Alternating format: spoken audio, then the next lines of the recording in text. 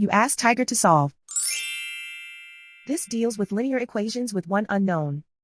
The final result is d equals 8. Let's solve it step by step. Simplify the expression. Expand the parentheses. Simplify the arithmetic.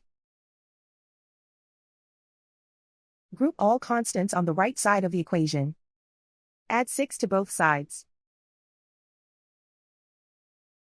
Simplify the arithmetic.